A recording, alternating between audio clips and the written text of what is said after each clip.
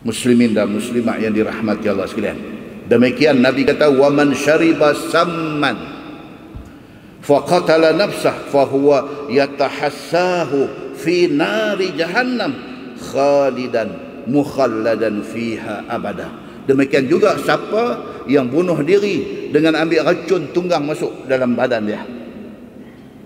Dia ambil racun tengkorak, dia buh dalam mulut dia. Dia ambil racun aneh-aneh, dia buh dalam mulut dia. Mati dia di hari akhirat esok. Bangkit dia di dalam neraka dalam keadaan duk pegang racun tu, duk bubuh dalam mulut, duk minum, terborai isi perut. Dia bubuh dalam perut, duk minum, terborai isi perut. Kekal dia. Begitulah selama-lama.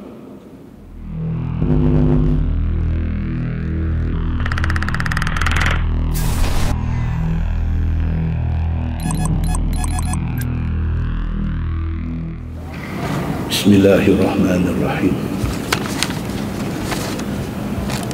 Assalamualaikum warahmatullahi wabarakatuh.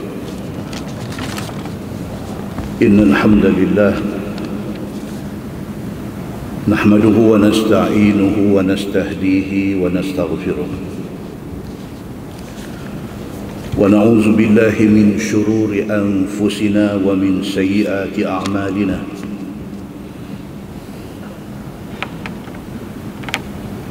من يهده الله فلا مضل له ومن يضلل فلا هادي له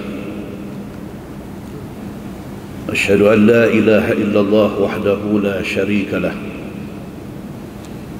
وأشهد أن محمدا عبده ورسوله ونصلي ونسلم على نبينا محمد صلى الله عليه وسلم وعلى آله وصحبه أجمعين. أما بعد، أيها المؤمنون اتقوا الله، أوصيكم وإياي بتقوى الله، فقد فاز المتقون. Muslimin dan muslimat mudah-mudahan dirahmati Allah Subhanahu wa taala. Di dalam sebuah hadis عن أبي هريرة رضي الله عنه قال قال رسول الله صلى الله عليه وسلم ما يزال البلاء بالمؤمن والمؤمنة في نفسه وولده وماله حتى يلقى الله وما عليه خطيئة atau kama qal, hadis riwayat Imam At-Tirmizi. Daripada Abi Hurairah radhiyallahu anhu, kata dia, Nabi sallallahu alaihi wasallam bersabda, Nabi kata, sentiasalah Allah Subhanahu wa taala dia uji orang-orang yang beriman, baik laki-laki ataupun perempuan. Yang ujian Allah itu datangnya silih berganti, sehinggalah pada hari dia mati, dia balik menghadap Allah Subhanahu wa taala, dia bersih daripada dosa kerana sabar dia di atas ujian yang menimpa dia. Tuan-tuan muslimin dan muslimat dirahmati Allah sekalian, hadis itu hadis hasan sahih. Daripada hadis ni dapat kita faham bahawa nama kata manusia tentu akan kena uji. Nama kata manusia tentu akan kena tes dengan Allah Subhanahu wa taala. Sama ada ujian itu pada diri dia, Nabi kata. Manusia diuji dengan iman dia. Kita declare, kita isytihar, kita mengaku kata kita beriman.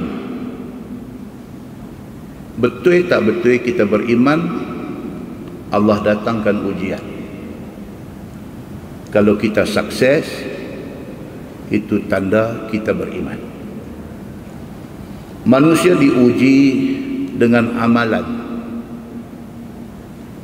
Allah Subhanahu wa ta'ala nak tengok manusia daripada ilmu yang ada dekat dia, dia beramal ke tak? Manusia diuji dengan keikhlasan.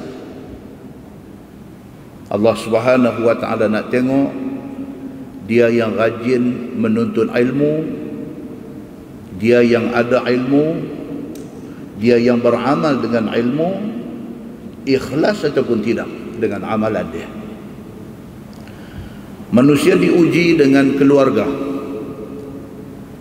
Allah Subhanahu wa ta'ala bagi ujian daripada depan, daripada belakang, daripada kiri, daripada kanan, daripada atas, daripada bawah. Demikianlah manusia diuji atas diri dia. Dalam hadis juga Nabi SAW kata manusia baik laki-laki ataupun perempuan yang beriman itu diuji wa waladih dengan anak.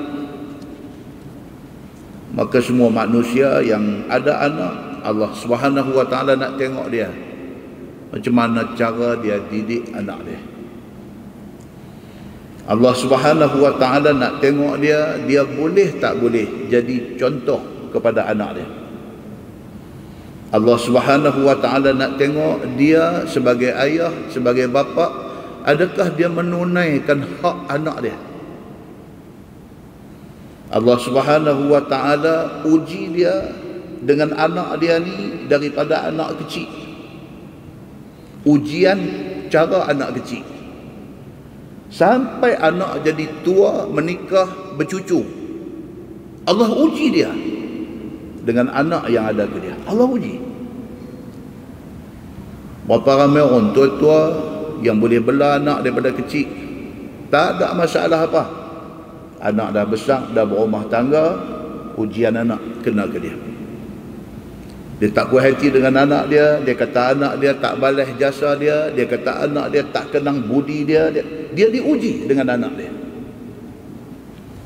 Demikianlah Nabi SAW kata manusia itu diuji dengan harta dia. Hari-hari Allah test kita, harta masuk kat kita, harta keluar daripada tangan kita, jalan halal ataupun jalan syubhah ataupun jalan haram. Duit masuk tu halal ke tak ke? Duit tu dibelanjakan dengan jalan yang halal ke tak ke? Semua tu Allah Subhanahu wa ta'ala akan tengok detail. Manusia diuji dengan harta yang Allah bagi ke dia. Dia lupa diri ke tak ke? Allah Subhanahu wa ta'ala uji dengan harta yang Allah kurniakan kepada dia. Dia jadi sombong, dia jadi angkuh ke tak ke? Manusia diuji dengan harta yang Allah bagi dekat dia, cukup nisab, cukup haul, dia keluar zakat ke tak? Pendek kata nama, kata manusia ni tak boleh lari. Maka kerana tu Nabi SAW kata ma yazalul bala bil mu'min wal mu'minah, tak berhenti-henti, silih berganti, non-stop. Ujian Allah Subhanahu wa ta'ala akan mai kepada manusia yang mengaku beriman, tak kira dia laki-laki ataupun perempuan. Ujian getir yang kita tengah lalu lah ni, Allah Subhanahu wa ta'ala sebut dalam Quran, a'udzubillahi minasyaitanir rajim, wala nabluwannakum bi syai'in minal khawf wal ju' wa naqsim minal amwal wal anfus wal thamarat wa basyiris sabirin. Ayat 155 surah Al-Baqarah. Allah Subhanahu wa ta'ala sebut dalam ayat tu wala nabluwannakum bi syai'in minal khawf, kami tentu, Allah kata kami garanti akan uji manusia ni dengan ketakutan. Takut tuan-tuan, dengan malapetaka, COVID-19 ni? Takut. Mau tak takutnya kita duk tengok video yang orang duk viral ni, kena COVID-19, sakit tu satu bab, merana bila dia kena tu sehingga sampai mati, bubuh dalam karung plastik saja pergi tanam. Siapa tak takut? Anak bini tak boleh tengok, anak bini tak boleh pergi duduk dekat nak talqin di telinga dia waktu dia nak mati. Sampai hari pengkebumian, orang yang pergi tanam dia dengan full uniform. Allah Subhanahu wa taala kata, "Walanabluwannakum bi syai'in minal khauf." Kami tentu akan uji hamba dengan sedikit daripada rasa takut. Wal ju', kami akan uji manusia dengan kelaparan. Wa naqsim minal amwal, Tuhan kata kami akan test manusia dengan duit tak ada. Duit tak ada, tuan-tuan. Wal anfus, Allah akan uji manusia dengan jiwa yang tidak kuat. Wathamarat, Allah uji manusia dengan buah-buahan yang tak menjadi. Muslimin dan muslimat yang dirahmati Allah sekalian, musibah pandemik COVID-19 ini bukan benda kecil. Tahun 2003, masyarakat dunia kena wabak SARS, SARS, Severe Acute Respiratory Syndrome.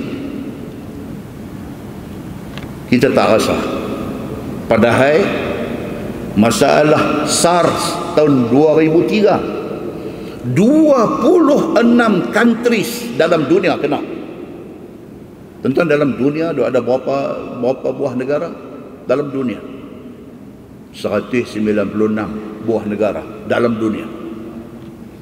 Daripada 196, 193 berdaftar dengan United Nations. Daripada 196 negara ini, 26 negara kena wabak ataupun pandemik SARS ni. Dia jadi macam mana? Dia jadi macam COVID-19. Dia attack paru-paru, dia kena pneumonia, dia kena penat, dia nak menyawa tak boleh, membawa maut. 916 orang mati. Tahun 2003 SARS mengorbankan 916 orang. Ada 8,422 cases yang melibatkan SARS. 2013 kena SARS, 2012 dia main MERS-CoV. 27 negara kena. 27 negara kena, 858 kematian. Kes 2,496 cases. Muslimin dan muslimat yang dirahmati Allah sekalian, dia attack Arab Saudi. Kerana MERS-CoV ini dia punca daripada unta. Tahun tu siapa pergi umrah tahun 2012 kena ambil ekstra vaksin, kena ambil vaksin untuk MERS-CoV. Muslimin dan muslimat yang dirahmati Allah sekalian, ujung 2019 Allah buat mai dalam skala besar.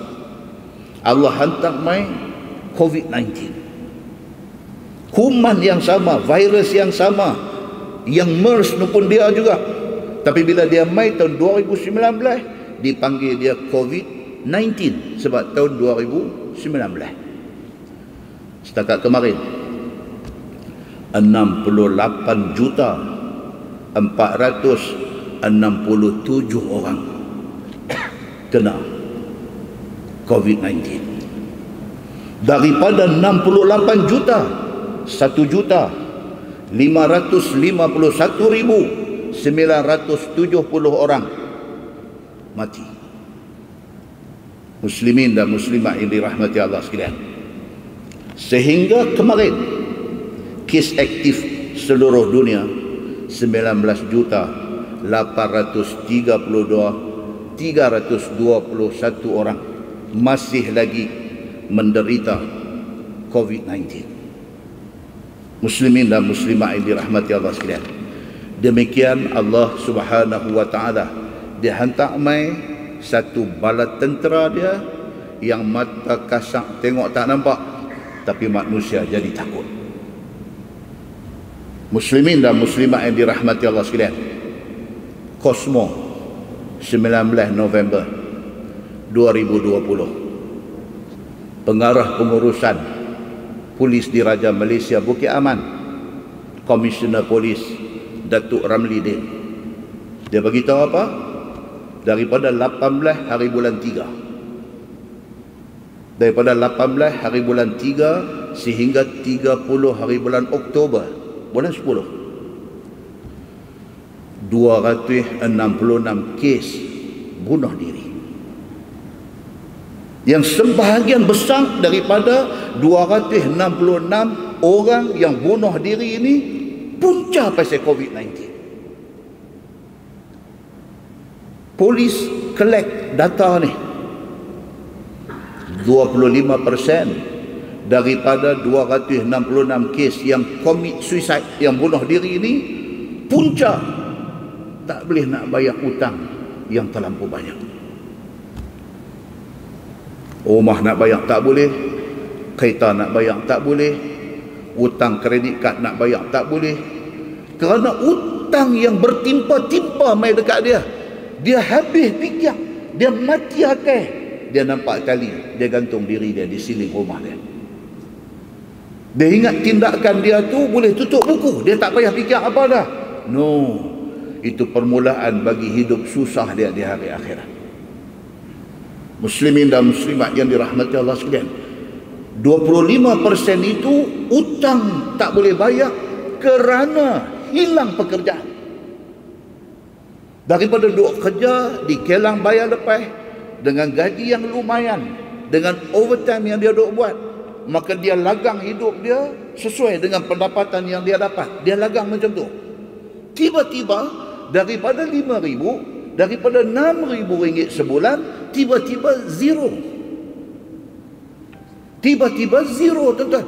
Tak ada langsung pendapatan dia. Macam mana dia nak meneruskan kehidupan dia dalam keadaan yang macam tu? 24% bunuh diri kerana masalah family, 23% bunuh diri kerana bergaduh laki bini, 15% bunuh diri kerana masalah cinta. Yang tiga-tiga kategori ini, masalah family, masalah bergaduh laki bini, masalah putus cinta ni, juga berpunca daripada duit tak ada. Kerana duit tak ada, jadi masalah dengan family. Kerana duit tak ada, bergaduh dengan bini. Kerana duit tak ada, tunang, girlfriend cabut lari. Tuan-tuan, Allah Subhanahu wa taala Tuhan Maha Kuasa. Dia buat mai satu bala tentera dia yang mata kita tak pernah tengok. Sampai orang buat satu video lawak, tunjuk ni daripada dibesarkan COVID-19 ni, kuman yang kata COVID-19 ni besar jadi buah muqtal. Mereka buat main-main pasal mereka tak kena. Muslimin dan muslimat yang dirahmati Allah sekalian, sedangkan makhluk Allah ini yang bernama Mr. Covid ni, mata tengok tak nampak. Allah nak suruh kita fikir, kalau Covid yang hampa tengok tak nampak, hampa boleh takut sampai macam tu, apatah lagi Allah Tuhan Rabbul Alamin.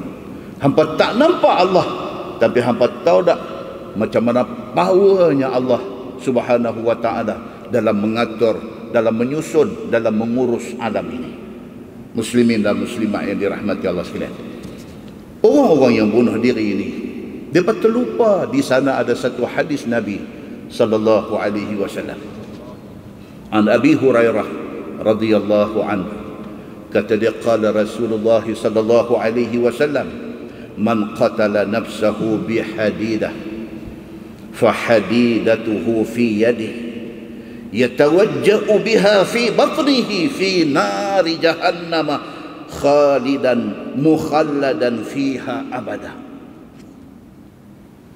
Nabi SAW kata, siapa yang masa hidup atas dunia dia buat keputusan nak bunuh diri, dan dia memilih bunuh diri dengan guna hadidah, dengan guna besi.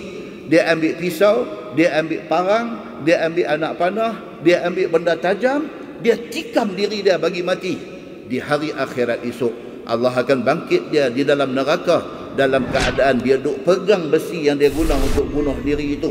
Apa dia buat? Yatawajja'u biha fi batnih. Dia duk tikam diri dia dalam neraka. Kalau pisau yang dia guna, pisaulah duk tikam dia. Kalau parang yang dia guna, paranglah duk tetak dia.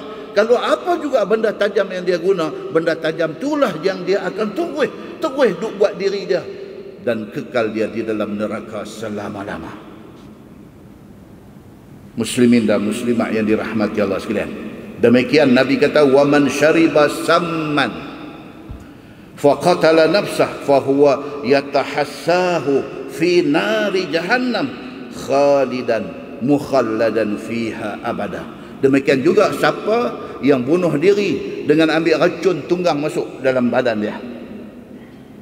Dia ambil racun tengkorak, dia buh dalam mulut dia. Dia ambil racun aneh-aneh, dia buh dalam mulut dia. Mati dia.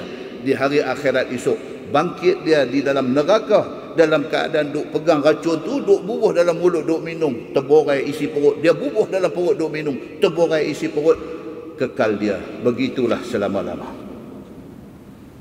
Wa man taradda jabal faqatala nafsah fahuwa yataradda fi nari jahannam khalidan mukhalladan fiha abada. Demikianlah orang yang ambil keputusan untuk bunuh diri dia dengan naik atas tempat tinggi, terjun ke bawah. Di hari akhirat esok, dalam neraka, dia duduk di tempat tinggi, dia terjun ke bawah, pecah berkecai kepala. Allah bagi jadi balik, naik, dia terjun, pecah berkecai kepala. Dia naik, dia terjun, pecah berkecai kepala dia. Begitulah hal dia selama-lama. Muslimin dan muslimat yang dirahmati Allah sekalian, kalaulah orang-orang yang berfikiran pendek ini baca hadis ini, mudah-mudahan dia tidak akan buat kerja yang sebegitu lagi. Muslimin dan muslimat yang dirahmati Allah sekalian, rezeki ini Allah punya kerja. Allah suruh kita usaha. Rezeki kita dah Tuhan tentukan dah. Allah Subhanahu wa taala dah adakan rezeki untuk kita. Allah suruh kita buat kerja. Jangan putus asa. Kena berhenti kelang, pergi buat kerja. Cari tempat tepi jalan, boleh duduk cari makan. Majlis bandaraya seberang perai buat satu kawasan. Dia pergi apa, Kayangan tu? Dekat dengan hotel Kayangan tu, tak buka-buka tu.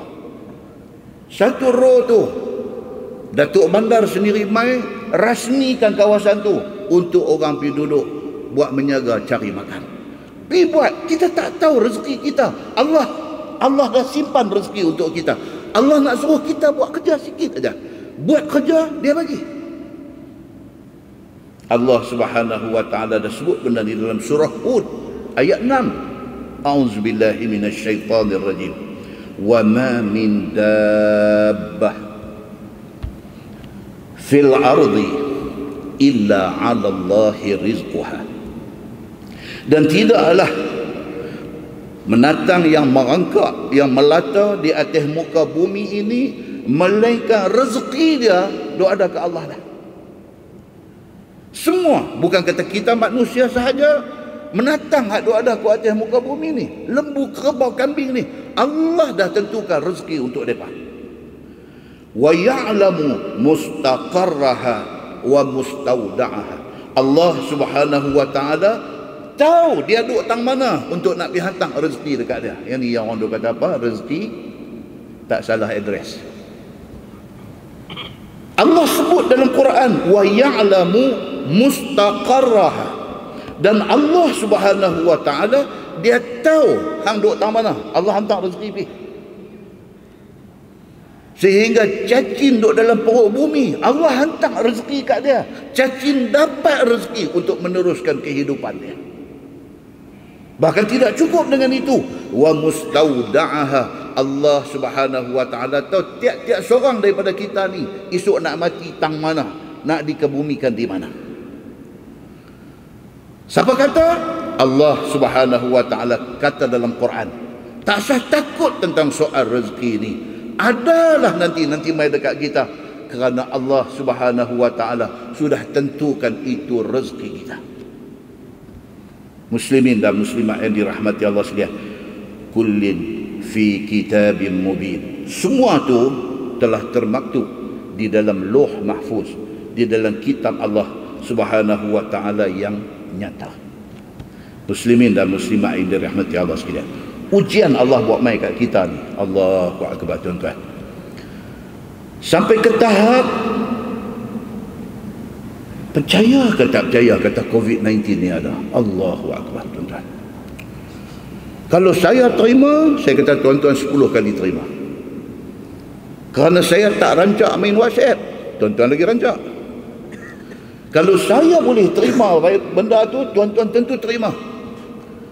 Duk mai dekat kita ni video ni, macam-macam punya video duk keluar mai dekat kita ni.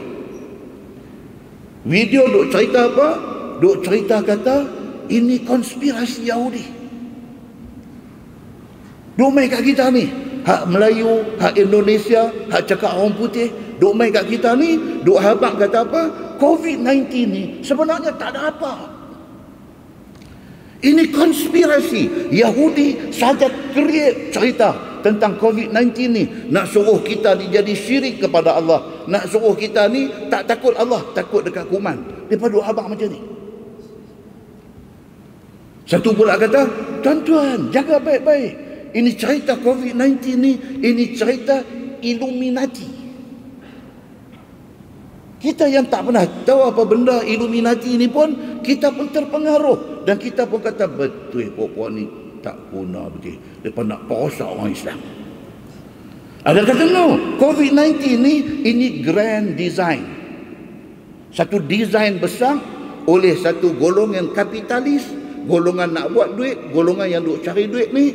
Mereka create cerita COVID-19 ni, mereka manipulate angka-angka yang kata orang kena COVID-19 ni, tunjuk sampai berapa puluh juta orang kena dan sebagainya. Lepas itu mereka nak jual vaksin.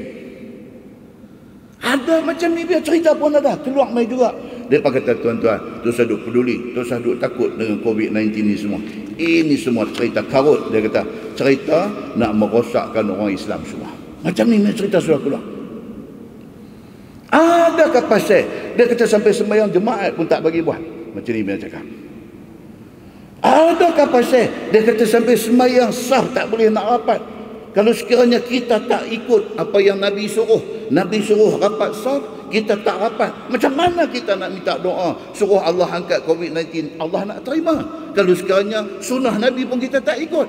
Dia masuk, tuan-tuan, macam jarum peniti masuk, dia jalan ke dalam darah, dia pitikam jantung kita. Kita dengar pun tergedik-gedik. Kita pun baca-baca, benda ni logik. Kita baca-baca, biar betul, kita kata.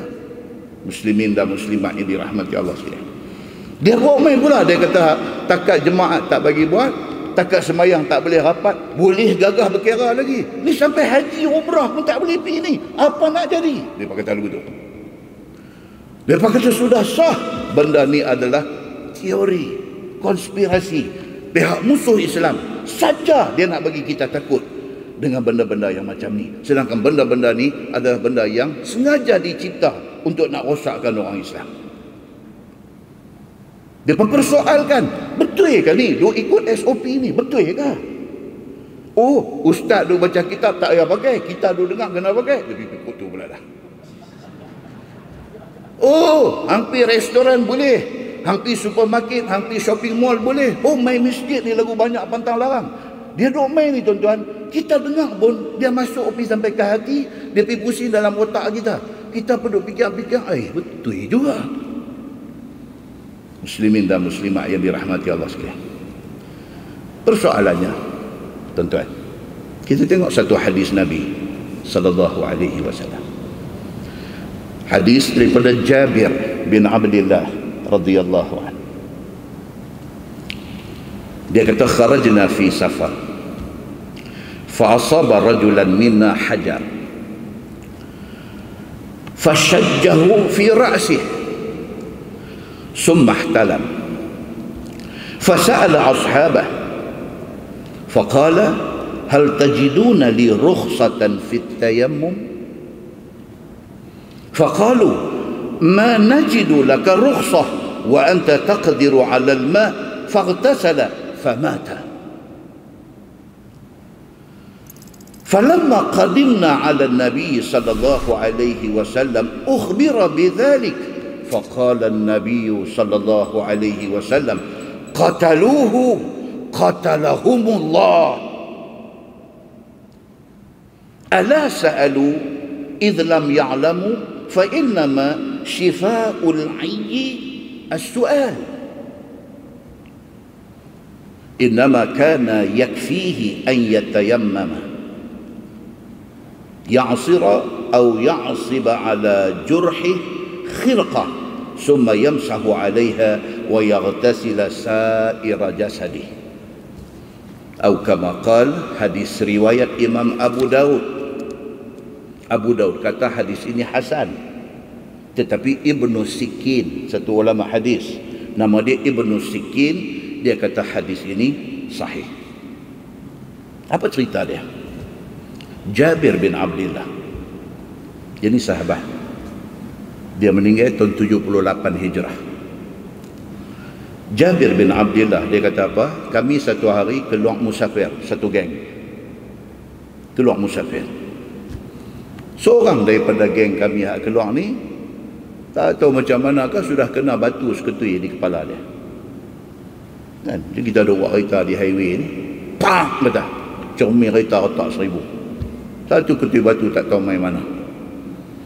Geng majlis bandaraya misi rumput batu lompat main ke, ataupun kita lalu dekat jejantas ada budak nakal duduk di atas saja duduk punggai batu bagi kena, kita tak tahu. Tapi yang pentingnya batu sudah kena cermin kereta. Sahabat Nabi keluar musafir, hak seorang ni sudah kena batu, pam kena kepala, cedera parah kepala dia. Dalam pada kepala sudah luka cedera parah ni, summah talama. Kata hadis tu, tidur mimpi pula, mimpi yang nak mewajibkan kena mandi. Dalam kepada kepala duk berdarah tu, dia mimpi elok macam ni.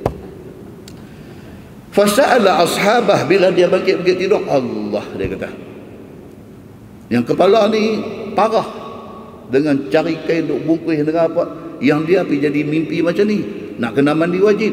Dia tanya kawan-kawan dia, kata dia, hal tajiduna li rukhsatan fit tayammum. Dia tanya kawan-kawan dia ni, aku hampa tahulah aku kena kepala ni, tadi aku sudah mimpi. Macam mana nak selesai masalah aku kepala jadi macam ni? Macam mana nak selesai? Bolehkah aku pakai tayamum saja untuk nak membolehkan aku semayang aku apa semua ni? Bolehkah? Faqalu, jawab kawan-kawan ni, dia kata, man najidu laka rukhsatan wa anta taqdiru 'ala al-ma'. No. Dia kata, cerita dia hang mimpi, hang kena mandi. Hang pun boleh kan? Kena ayak boleh kan? Dia kata, dia tak boleh tapi sakit lah. Hang kena mandi. Ni mufti-mufti ada kat tepi-tepi kampung ni. Oh, dia kata tak ada rukhsah, tak ada kelonggaran. Hang tak boleh pakai tayamum saja untuk nak sembahyang, tak boleh. Hang kok mana pun cerita mimpi ni hang kena mandi. Itu keputusan dia. Itu pendapat kami. Dia pun bila beralih kau ni kata lagu tu, kau ni kata lagu tu, tengok dia ni pun nampak janggut garang, tengok dia ni pun nampak kemai. Faghtasala, pergi mandi ya. Kata apa dalam hadis tu? Famata, mati dah. Bersebab musababkan kepada kepala cedera parah yang sepatutnya tak boleh kena ayak, tapi kawan-kawan kata hangkuk mana pun kena mandi. Dia dengar depan ni, dia pun pergi mandi. Famata, hadis tu kata apa? Mati dia. Bersebab musababkan mandi tu, mati dia. Falamma qadimna ala Nabi sallallahu alaihi wasallam ukhbira bidzalik. Benda sudah jadi, balik ke Madinah, jumpa Nabi sallallahu alaihi wasallam. Ada orang pergi cerita dekat Nabi. Dia kata, ya Rasulullah, ada kawan kita seorang sudah jadi macam ni. Dia kepala dia kena batu, cedera parah, dia pergi mimpi. Lepas tu macam mana nak buat? Kami pakat suruh dia mandi. Mandi, qalu inna lillahi wa inna ilaihi rajiun. Jalan. Faqala an-nabiy sallallahu alaihi wasallam, Nabi dengar cerita tu, Nabi kata apa? Nabi kata qataluhu. Nabi kata hampa bunuh dia. Satu orang cedera parah kepala yang sensitif, tidak boleh kena ayam, hampa pergi suruh dia mandi, bersebab musababkan dia mandi itu, dia sudah mati. Qataluhu. Nabi kata hampa bunuh dia. Qatalahumullah. Nabi kata dengan kerana hampa piduk kata benda ni lagu ni, dan dia ikut cakap hampa, dan sekarang dia sudah mati, qatalahumullah, Allah akan bunuh hampa. Nabi kata, ala sa'alu idh lam ya'lamu fa innama shifa'ul 'ayyi as-su'al. Nabi kata, awak tak tanya orang kalau tak tahu? Bukankah ubat kepada kebodohan? Nabi kata al-'ayyi, bodoh. Ubat kepada kebodohan itu ialah tanya. Hampa mandai-mandai pergi buat cerita macam ni, ini sudah jadi kepada kawan hampa, kepada saudara hampa. Innama kana yakfihi an yatayammam. Nabi kata sebenarnya cukup dengan tayamum sahaja kepada dia ni. Dia tak payah pergi mandi, tayamum. Tayamum macam mana tuan-tuan? Ni nak ganti mandi wajib ni, tayamum macam mana? Bukan pergi rolling dalam debu tu, pergi terjun atas debu, rolling daripada rambut sampai ke... Bukan. Tayamum ni apa? Tayamum ni guna debu yang bersih, sapu muka dan dua tangan. That's it. Habis ni mandi macam mana? Ni bukan cerita nak sembahyang, ni cerita mandi ni. Macam mana mandi pun itu cara dia. Nabi kata ini ilmu. Ini ilmu. Atau Nabi kata apa? Wa ya'sira au ya'siba ala jurhihi khirqah. Nabi kata ataupun buat apa? Kawasan yang luka tu berbalut, berbandage, bersimen misalnya. Bila nak semayang, Nabi kata apa? Titikkan air di atas balutan itu dan sapu aja. That's it. Kamu sudah boleh sembahyang. Itu penyelesaian kepada orang yang kena masalah macam ni. Muslimin dan muslimat yang dirahmati Allah sekalian, Nabi kata apa? Summa yamsah 'alaiha, sapu di atas kain balut tempat luka tu, sapu di atas dia, wa yaghsila sa'ira jasadi. Kalau nak mandi, kawasan anggota lain boleh mandi, tapi kawasan cedera tu jangan pergi duduk jurih air. Memadai dengan titik air dan sapu. Hadis itu hadis sahih menurut Ibnu Sikin, dan Imam Abu Daud kata hadis itu hasan. Muslimin dan muslimat yang dirahmati Allah sekalian, sahabat Nabi suruh dia dimandi. Pasal apa? Pasal sebahagian daripada sahabat Nabi itu ingat ini perintah Allah. Perintah Allah apa dia? Nak angkat hadas besar kena mandi. Mereka faham yang tu, dan mereka tak faham rukhsah. Dia faham macam tu. Itulah yang berlaku kepada kita pada hari ini. Bila mai COVID-19 ni, macam-macam pendapat sudah keluar. Tak mau ikut SOP yang ditentukan. Pasal apa? Pasal dia duk torah, dia duk reka, dia duk cari jalan, dia nak abang kata tak payah ikut SOP ni. Tuan-tuan, katalah kita tak ikut. Kita buat macam biasa, sembahyang semua rapat-rapat. Katalah buat macam tu. Katalah ia menjadi sebab kepada satu masjid ataupun 50% daripada orang yang ada ni pergi kena COVID-19 ni. Bukan sahaja kebodohan kita menyebabkan benda ni jadi lagu tu, bahkan dia membawa fitnah kepada agama. Muslimin dan muslimat yang dirahmati Allah sekalian, cerita suruh patuh SOP ni bukan cerita yang diputuskan oleh mufti-mufti Malaysia sahaja. Tuan-tuan, Bukan mufti daripada Perlis sampai ke Sabah, Sarawak berbincang, buat keputusan macam ni. Bukan tuan-tuan. Ini keputusan untuk nak buat SOP ini melibatkan ulama satu dunia. Alim besar Syekh Al-Azhar di Universiti Al-Azhar pun kata macam ni. Imam Masjidil Haram, Masjid Nabawi pun kata macam ni. Ulama besar di Qatar, Dr. Yusuf Al-Qaradawi pun kata macam ni. Ini bukan soal Illuminati. Ini bukan soal agenda Yahudi. Tetapi ini diputuskan oleh orang-orang yang alim agama. Mereka buat keputusan macam ni. Semua sependapat suruh ikut SOP ni.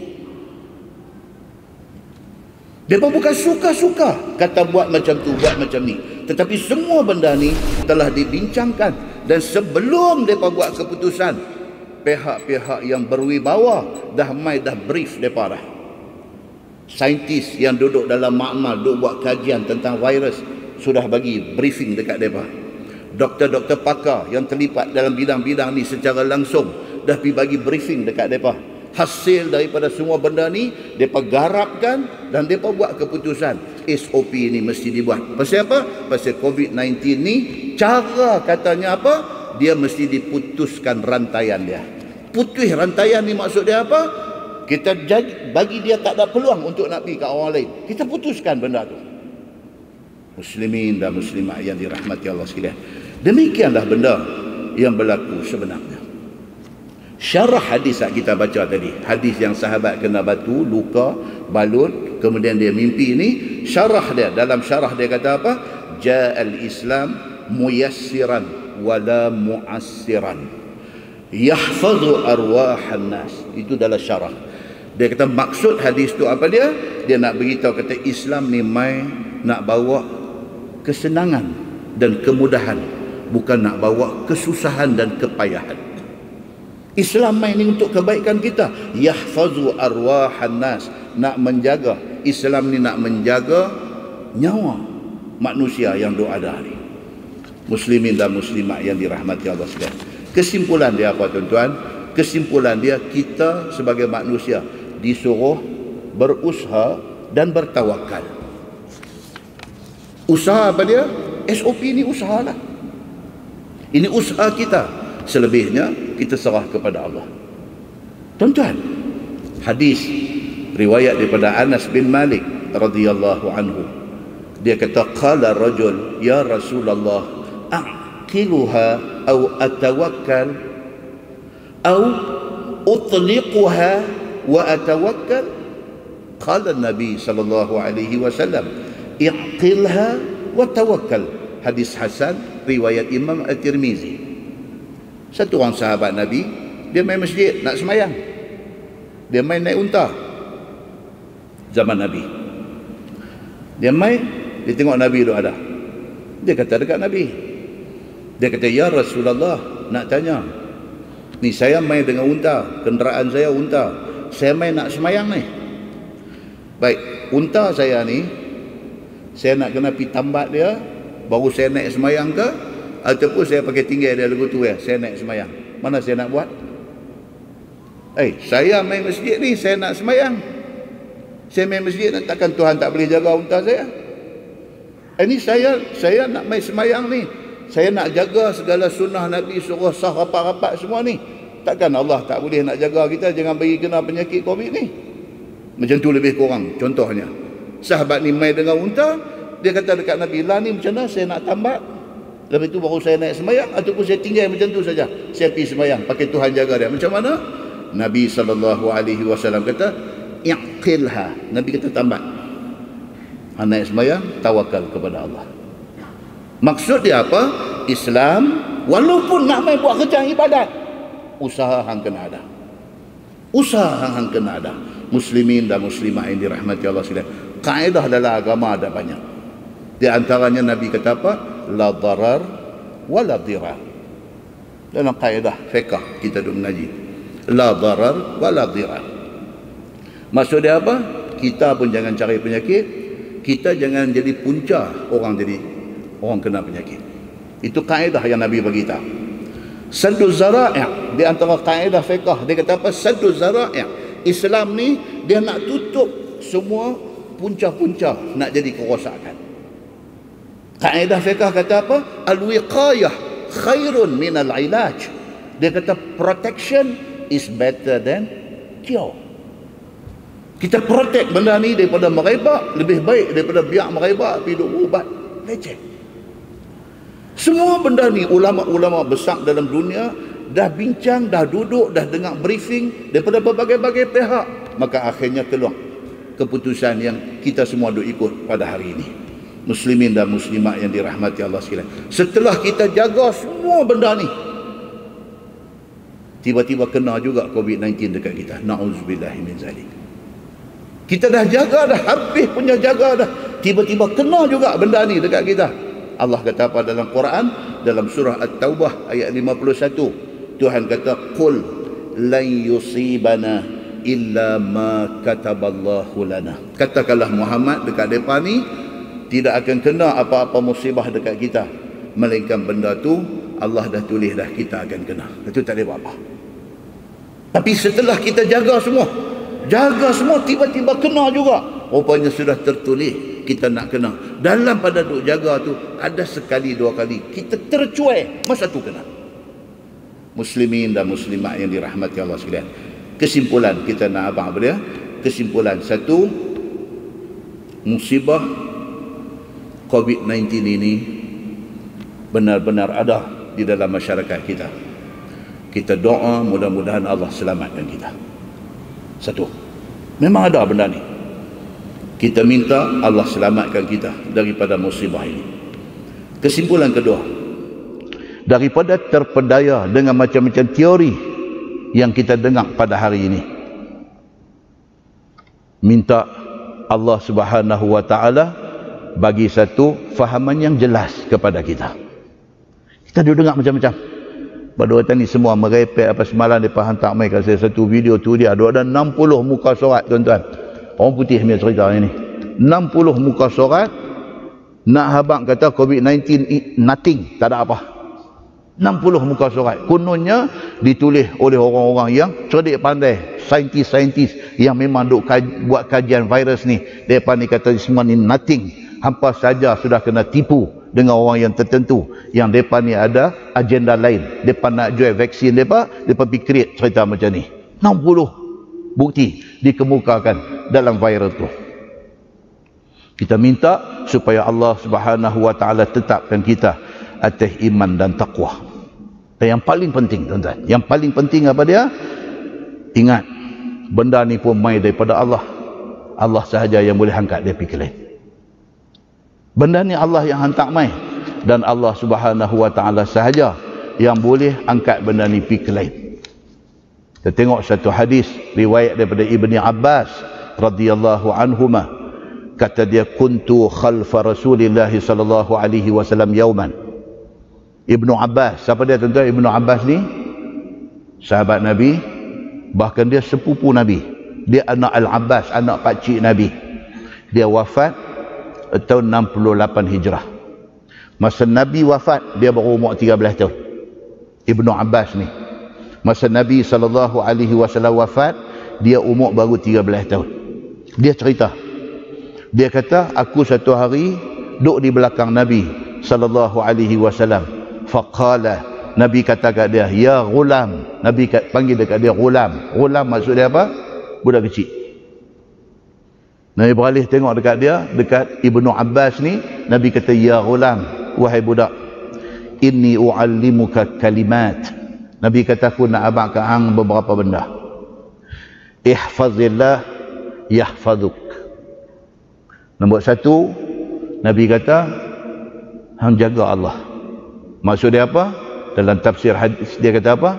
Maksud dia, hang bertakwalah kepada Allah. Yahfazuk, Allah akan jaga hang. Jaga. Kita dengan Allah kena jaga. InsyaAllah Allah jaga kita. Ihfazillah tajidhu tujahak. Jaga Allah Subhanahu wa ta'ala, Allah akan jaga di depan hang. Nabi kata macam tu. Idza sa'alta fas'alillah. Nabi kata, wahai Ibn Abbas, kalau hang nak minta, minta pada Allah. Wa idza sta'anta fasta'in billah. Nabi kata, kalau hang nak minta tolong, tadi kalau nak minta apa-apa, minta pada Allah. Kalau hang nak minta tolong pada Allah. Wa'lam, Nabi kata, ketahuilah, annal ummah law ijtama'at ala an yanfa'uka bi syai'in lam yanfa'uka illa bi syai'in qad katabahu Allahu lak. Nabi kata, kalau satu dunia ni orang nak bagi manfaat dekat hang, tapi Allah tak mau bagi, hang tak akan dapat manfaat tu. Walau ijtama'u ala an yadurruka bi syai'in lam yadurruka illa bi syai'in qad katabahu Allahu alaik. Demikianlah satu dunia orang nak buat naya dekat hang, kalau Allah tak izin, tak boleh buat. Nabi kata, rufi'atil aqlam wa jaffatis suhuf. Segala takdir sudah ditentukan, tidak ada modify, tidak ada pindaan, tidak ada tambah, tidak ada kurang lagi. Tuhan tu lihat ni semua kita ni. Bila kita nak mati, bila Allahu Akbar, tuan-tuan. Kuliah kita last bulan 3, ni malam ni pula bulan 12. 8 bulan tuan-tuan, 2 orang sukarelawan Masjid Abdullah Fahim meninggalkan kita.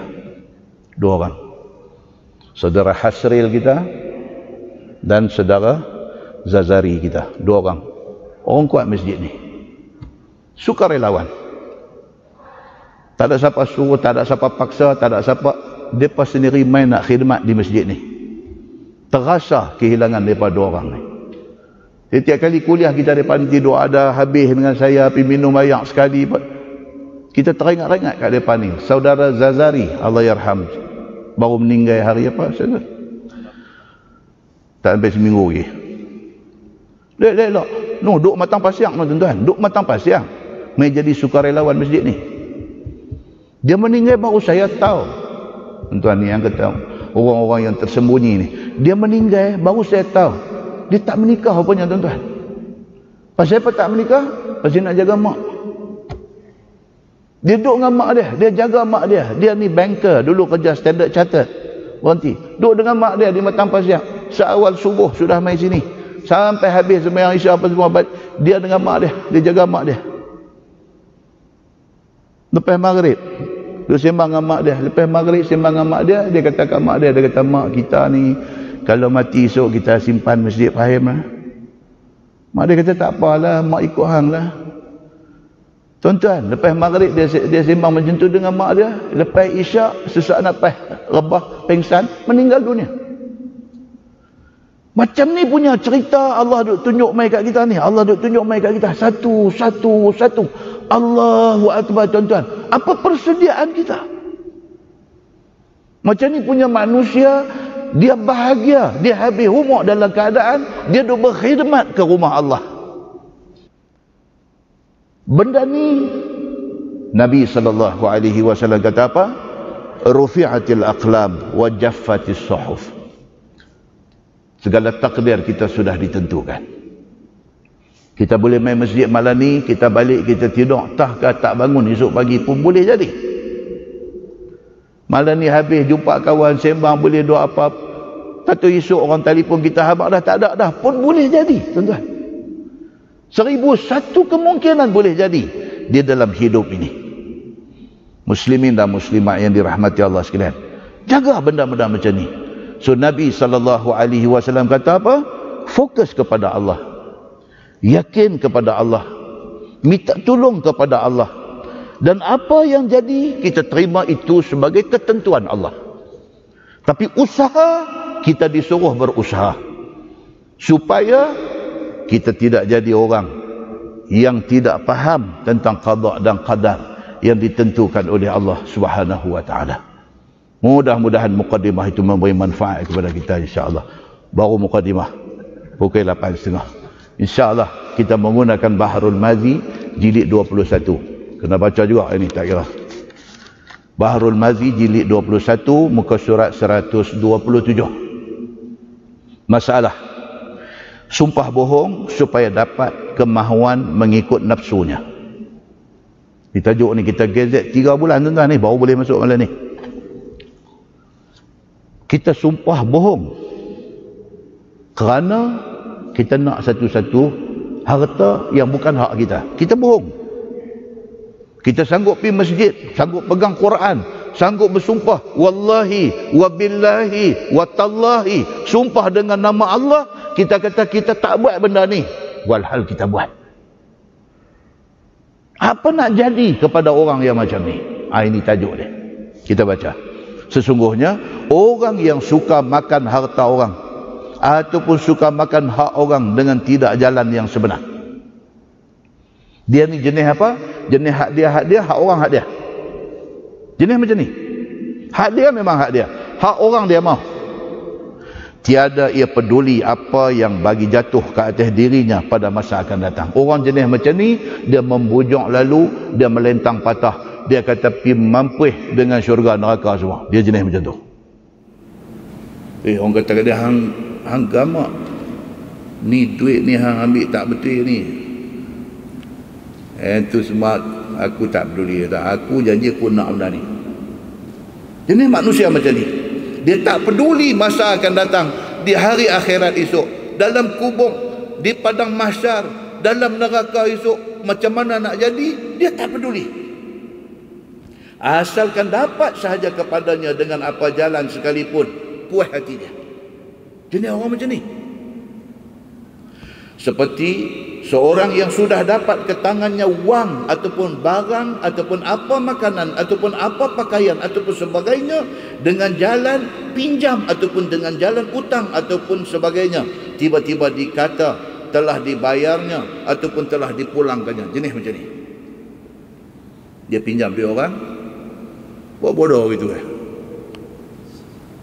Dia pinjam duit orang 1,000, dia pinjam duit orang 5,000, dia buat bodoh gitu . Sampai tuan punya duit tu duk tunggu, nak minta segan, nak minta segan. Daripada seminggu sebulan, daripada sebulan setahun, daripada setahun dah 5 tahun. Dia ni lupa dah ke? Satu hari pergi tanya. Dia kata, minta maaf lah, duit saya pinjam tu bila nak bayar? Aku bayar lah pak. Dia kata lagu tu, la haula wala quwata illa billah. Dia tak pernah bayar. Dan dia tahu dia tak pernah bayar. Bukan dia terlupa, dia tahu dia tak pernah bayar. Tapi dia buat bodoh. Dia kata, aku bayar lah pak. Kau ni kata, tak, bila hang bayar? Aku bayar lah. Hang yang buat leceh ni. Dia kata pula betul-betul. Hang yang buat leceh macam ni. Padahal dia yang buat leceh. Ni kitab nak abang ni. Dia kata dia dah bayar.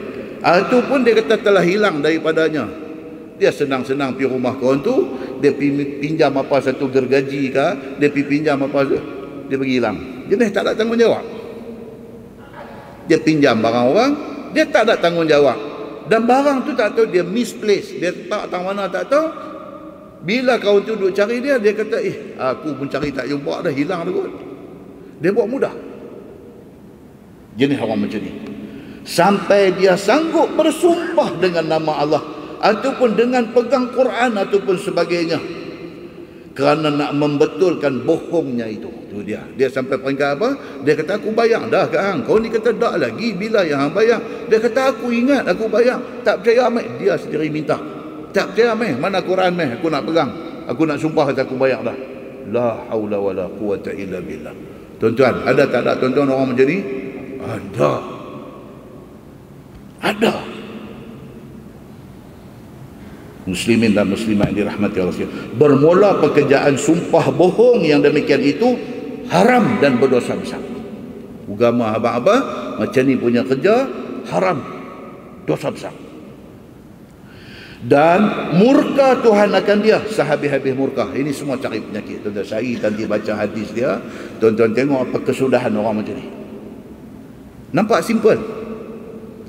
Nampak apa pinjam barang orang tak bagi balik ni.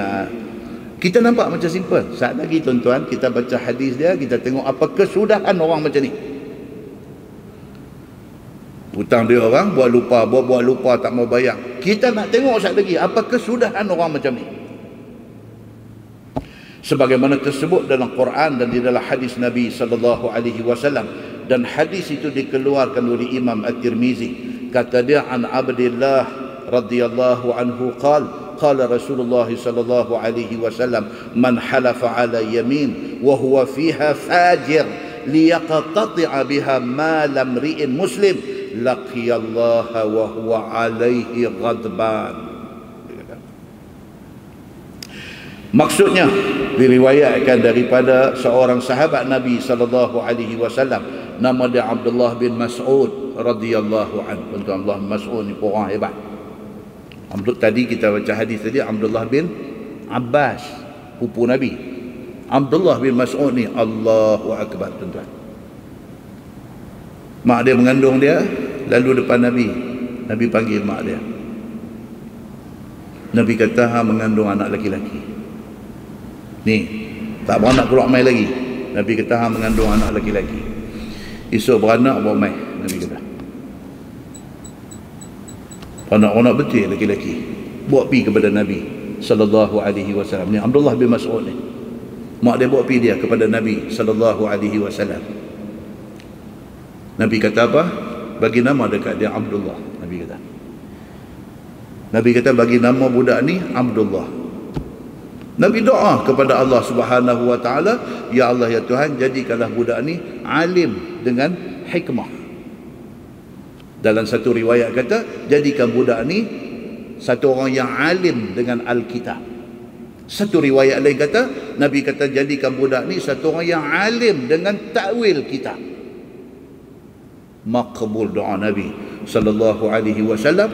Abdullah bin Mas'ud akhirnya menjadi apa? Menjadi ulama besar dan satu orang yang alim di dalam Al-Quran semasa pemerintahan Sayyidina Umar bin Al-Khattab radhiyallahu an, dan zaman awal pemerintahan Sayyidina Uthman bin Affan. Dia dilantik menjadi penjaga Baitul Mal, dia jadi menteri kewangan. Muslimin dan muslimat yang dirahmati Allah sekalian, hadis ni riwayat daripada Abdullah bin Mas'ud radhiyallahu an.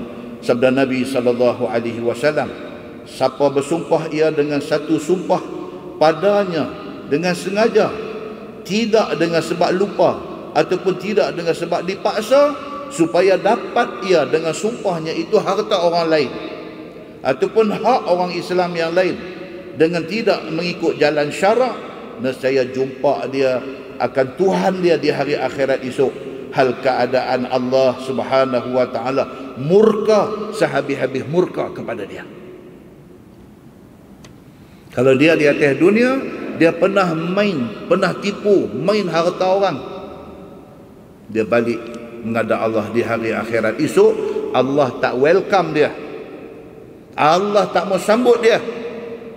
Bahkan Allah Subhanahu wa taala terima dia balik itu dengan kemurkaan Allah Subhanahu wa taala.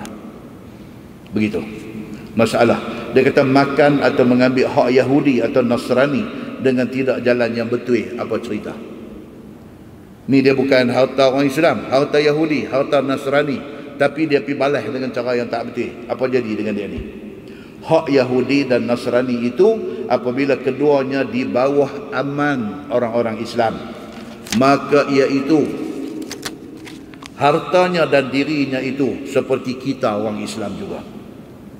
Islam ni dia ada macam-macam jenis tuan-tuan. Islam ni, kapiak ni dia ada macam-macam jenis. Satu dia panggil kapiak zimmi. Okey. Dia duduk di bawah kerajaan Islam dan dia janji dia tak buat kacau dalam kerajaan Islam, di bawah pemerintahan Islam ni. Dia kapiak zimmi, segala harta meradak dia semua terpelihara. Dia ada kapiak muahad, kapiak yang dengan orang Islam ni dia ada perjanjian. Dia duduk dalam negara yang orang Islam memerintah, dia buat perjanjian. Apa-apa jadi pun dia tidak akan berada di pihak musuh untuk nak merosakkan orang Islam. Harta dia dan diri dia, nyawa dia juga terpelihara. Kita tak boleh buat tak tahuan dekat dia. Dia ada kapiak musta'man, kapiak yang minta keamanan. Macam dulu zaman Sayyidina Umar memerintah kerajaan Islam, kerajaan Spain pada masa itu, Andalusia, tidak Islam. Dia pernah surrender di bawah pemerintahan Sayyidina Umar bin Al-Khattab. Dia pernah surrender, mengaku duduk di bawah pemerintahan Sayyidina Umar. Mereka ni adalah kapiak yang musta'man, yang diberi keamanan oleh kerajaan Islam. Kita tak boleh buat tak tahuan dengan mereka. Dan satu lagi, dia panggil kapiak harbi. Hak ni memang duk cari pasal dengan kita. Cari pasal. Dia jengkai kita, dia cari pasal dengan kita, dia nak kacau hak kita, dia sanggup berperang dan tumpah darah kita. Hak ini kapiak yang boleh diperangi. Tiga tadi ni, zimmi ataupun mu'ahad ataupun musta'man, mereka ni kita tak boleh buat tak tahuan dengan mereka. Bahkan ada hadis Nabi SAW, Nabi kata apa? Man qatala mu'ahadan lam yarih raihatal jannah wa inna rihaha tujadu min masirati arba'ina aman, atau kama qal, hadis sahih riwayat Al-Bukhari. Nabi kata kalau kita pergi bunuh orang kafir yang mu'ahadan, yang mereka ni ada perjanjian dengan kita, mereka tak pernah duk buat kacau dengan kita, mereka duk elok-elok dalam negara sama dengan kita, kita pergi bunuh dia, apa jadi? Nabi kata esok di hari akhirat tak boleh cium bau syurga. Sedangkan bau syurga ni dah boleh bau wangi dia min masirati arba'ina aman, 40 tahun perjalanan, wangi dah syurga ni, dah wangi dah. Muslimin dan muslimat yang dirahmati Allah sekalian, mereka ni dipelihara oleh kerajaan Islam. Baik, kita baca di itu, dia kata haram atas kita tipu golongan-golongan kafir yang ni semua ni. Haram kita menipu ataupun memakan harta mereka dengan cara yang tak betul. Ada pun tersebut dalam hadis seperti yang datang pada masalah tadi, katanya liyaqtati'a biha malam ri'in muslim. Apa dia? Iaitu kita dianggap berdosa besar apabila kita mengambil harta orang Islam. Maksud dia apa? Kalau harta kafir mu'ahad, kafir zimmi pun kita ambil, kita tak boleh cium bau syurga, apatah lagi harta orang Islam. Tentu lebih besar dosa dia. Itu maksud hadis tu. Maka iaitu telah dikaitkan dengan harta orang Islam, maka iaitu ditaukidkan tegahnya. Kalau harta kafir pun kita tak boleh pergi duk rampai ikut suka, apatah lagi harta orang Islam. Dia kemaskan lagi hukuman tu. Yang ni lebih-lebih kuat haramnya kita memakan harta orang Islam itu daripada memakan harta Yahudi ataupun Nasrani. Dan bermula pekerjaan tipu daya dan sumpah bohong itu berlaku sejak daripada zaman hidup Nabi sallallahu alaihi wasallam, tuan-tuan. Bak duk balas harta orang ni daripada zaman Nabi adalah. Pasal apa, tuan-tuan? Pasal manusia. Nama kata manusia ni Allahu Akbar, dengan duit ringgit ni. Nabi tu ada berlaku benda ni.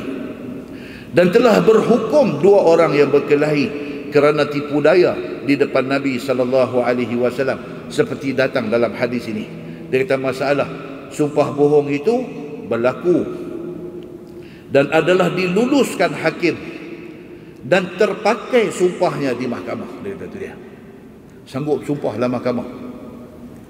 Sanggup ni bukan macam mahkamah sivil pergi sumpah apa, saya bercakap benar, tidak ada yang saya cakap ni melainkan benar belaka. Itu dia sebut, dia tak ada erah apa.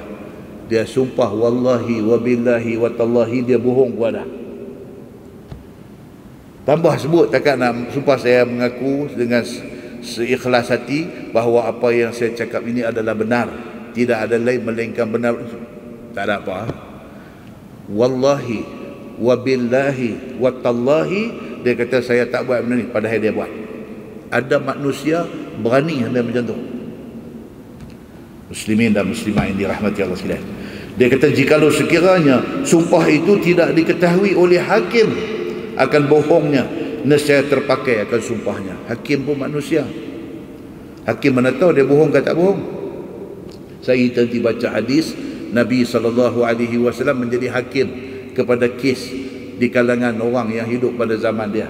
Nabi sebut, Nabi kata innama ana bashar. Nabi kata aku ni manusia. Nabi kata aku tak tahu ni betul-betul dua orang ni siapa betul siapa salah. Nabi kata aku manusia, aku pun tak tahu. Mana-mana satu daripada dua yang bergaduh ni pandai bercakap, Berdasarkan pertimbangan aku, dia betul, maka aku hukum kata dia betul, kawan ni salah. Tiba-tiba sebenarnya dia ni salah, hak pandai cakap ni salah. Nabi kata walaupun aku buat keputusan dapat kat dia, hak dia dapat tu sebenarnya ialah sepotong api neraka. Nabi kata hakim, dia pun tak tahu betul-betul kes depan dia ni, kawan ni salah, tapi dia engage dengan lawyer yang cukup pandai lah. Lawyer masuk pergi cakap, dia pandai, dengan pandai cakap, dengan pandai hujah, dengan pandai belit, dengan pandai semua, dia pandai ni, dia ada skill. Kes main tangan dia semua menang. Orang dengar-dengar kata piar dia ni. No, dia pergi cari satu lawyer yang betul-betul pandai punya, lawan. Dia bawa main hal teknikal tu, teknikal ni semua, akhirnya lepas. Pandai dia.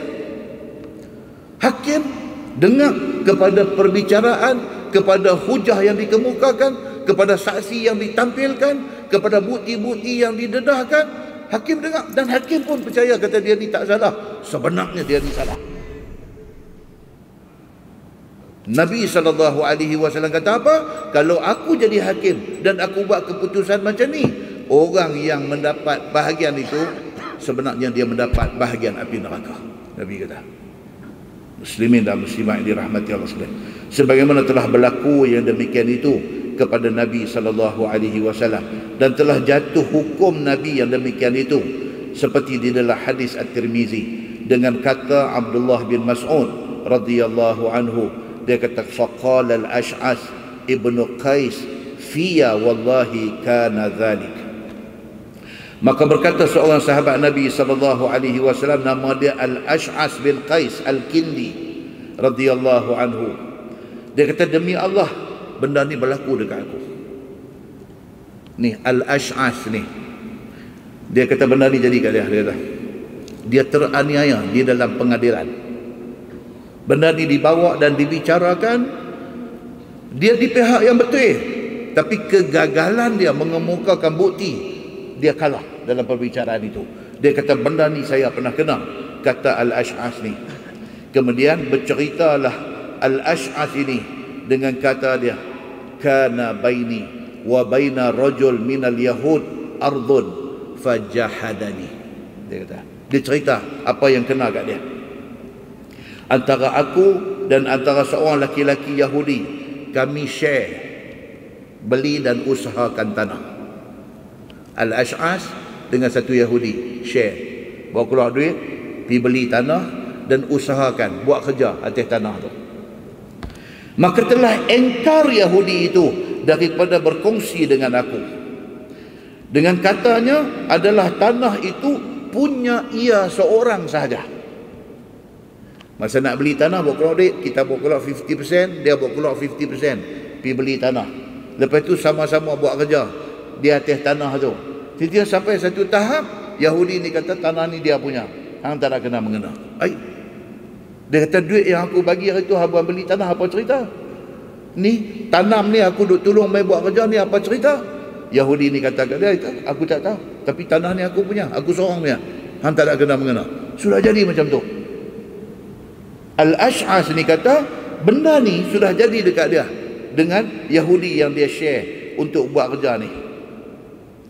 Dia kata dan tiada berkongsi dia dengan siapa-siapa. Yahudi ni kata dia punya seorang, dia tak ada share dengan siapa-siapa. Tuan-tuan, benda ni jadi dalam masyarakat kita pun jadi. Satu kawan saya dulu buat company, abang adik, bukan orang lain, bukan kawan, bukan jiran, bukan member lama, abang dengan adik buat company. Daripada day first, daripada hari pertama sama-sama buat kerja. Company ni daripada ada satu sampai jadi beberapa cawangan. Kaya-kaya.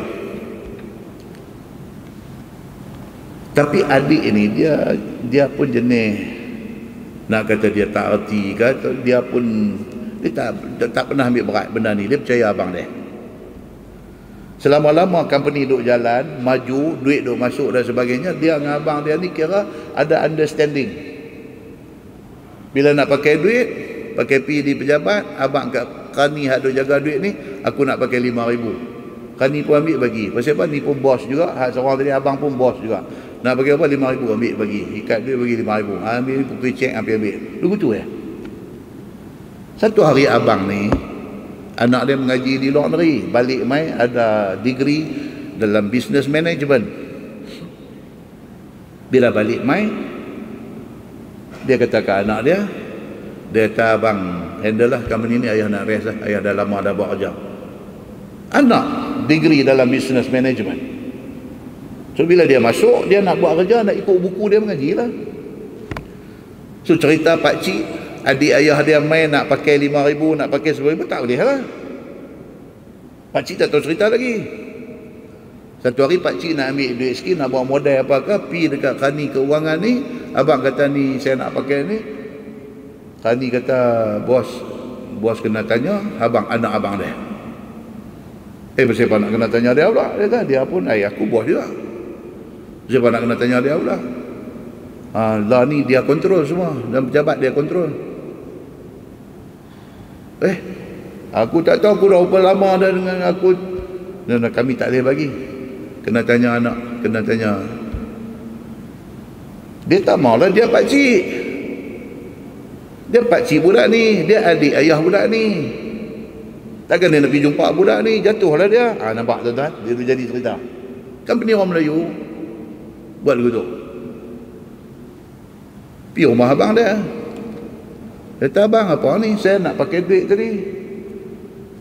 Dia kata, kena tanya, sebut nama anak abang dia. Abang pun jawab, kata, hampir sembangan dia, aku tak mau ambil tahu dah. Kata, mana boleh begitu bang? Kita buat kerja sama, dan aku tak hampir sembangan dia. Mana begitu. Weh, tuan-tuan, apa tu jadi? Baru nak pergi cari dia pun, barulah nak tengok dalam daftar company nama dia ada sebagai board of director ke rakan kongsi, baru nak tengok. Tengok tak ada. Jadi selama-lama ni buat kerja cara-cara pakatan pinggan mangkuk kampung betul lah. Macam kampung ada pakatan kenduri pinggan mangkuk apa semua kan. Mana ada pergi duduk pakai buat kerja apa begitu aja. Tahu tengok jadi lagu ni. Tuan-tuan. Akhirnya apa jadi? Melingkup company ni. Melingkup. Pasal apa? Pasal dah abang dah tak mau buat kerja dah. Adik sudah kecil hati benda jadi macam ni, dia pun tekan brek, tak mau pergi ambil tahu dah. Anak abang walaupun dia lulus mengaji luar negeri, balik main ada degree, tapi dia tak ada pengalaman, dia tak tahu nak buat kerja. Dia tahu boleh do action dalam company saja, tapi dia tak salah, dia nak ikut buku. Nampak tak tuan-tuan? Di sinilah yang agama nak bagi tahu. Apa benda pun kena ada dokumen tulis. Kena ada dokumen tulis. Iza tadayantum bidainin ila ajalim musamma faktubuh. Quran kata, kalau kamu nak berhutang ke apakah, janji nak bayar balik satu tempoh masa esok, tulis. Sebab tak mau jadi macam ni.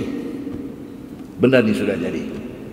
Al-Ash'as ni beli tanah pakat dengan satu Yahudi, lepas tu usahakan tanah tu, lepas tu satu Yahudi ni kata hak dia punya, dia tak tahu apa. Nampak tuan-tuan? Benda ni sudah jadi. Masalah dia kata berguam di hadapan Nabi SAW. Kata Al-Ash'as, bila Yahudi itu engkar, tak mau dah kata tanah ni ada kongsi, maka Ash'as pun membawa pengaduan dia kepada Nabi SAW. Masa tu Nabi tu ada. Dia pun pergi cari Nabi, pergi report.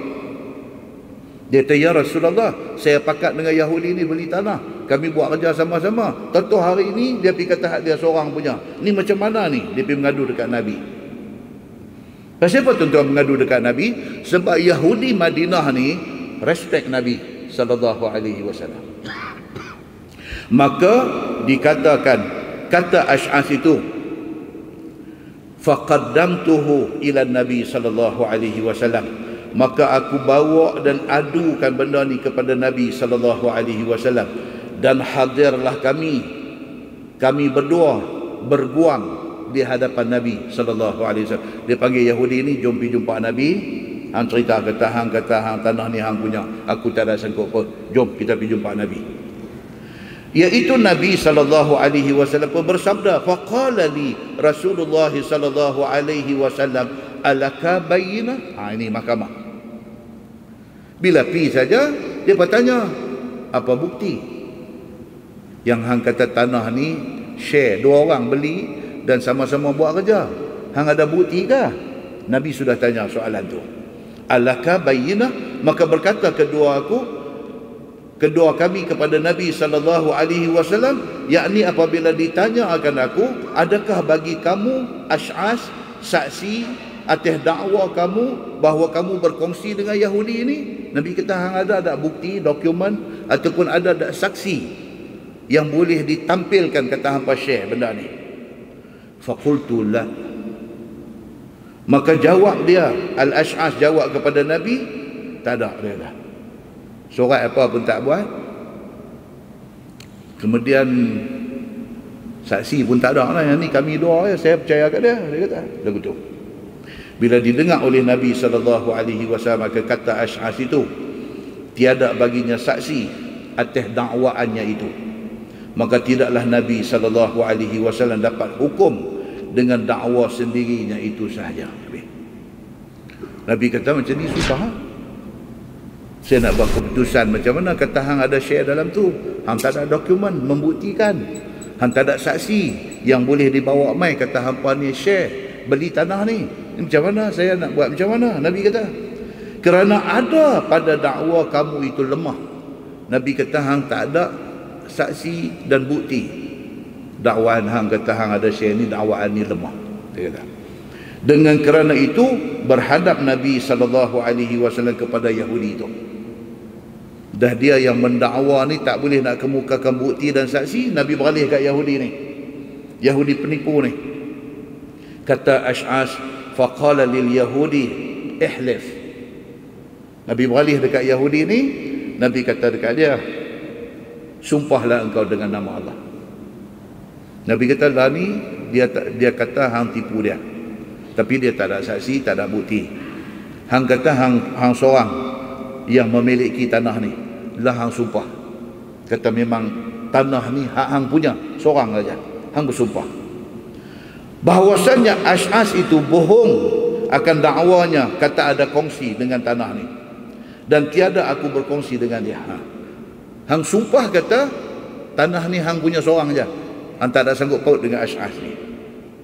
Baik, masalah belum puas hati Ash'as atas yang dihukumkan oleh Nabi SAW itu.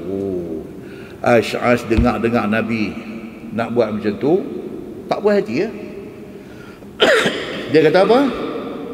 Bila didengar oleh Ash'as akan perintah Nabi kepada Yahudi suruh sumpah, maka terlintas dalam hati dia, apabila Yahudi itu disuruh bersumpah, tentu hilang dah harta dia. Dia kata, nama pun Yahudi, apa benda dia takut dekat Allah, suruh dia sumpah dengan nama Allah? Kalau suruh dia sumpah, alamat kata tanah ni habis pocik tak ada apa, tentu Yahudi ni akan sumpah. Dia sudah ingat macam tu. Kerana Yahudi itu satu orang yang tak boleh dipercayai akan sumpahnya. Maklumlah, dia seteru orang Islam. Yahudi ni, walaupun dia kata dia tunduk di bawah kerajaan Islam, tapi benci kepada orang Islam tu ada. Nampak? Ingat kuliah kita di masjid ni dulu, kita cerita tentang kesatuan.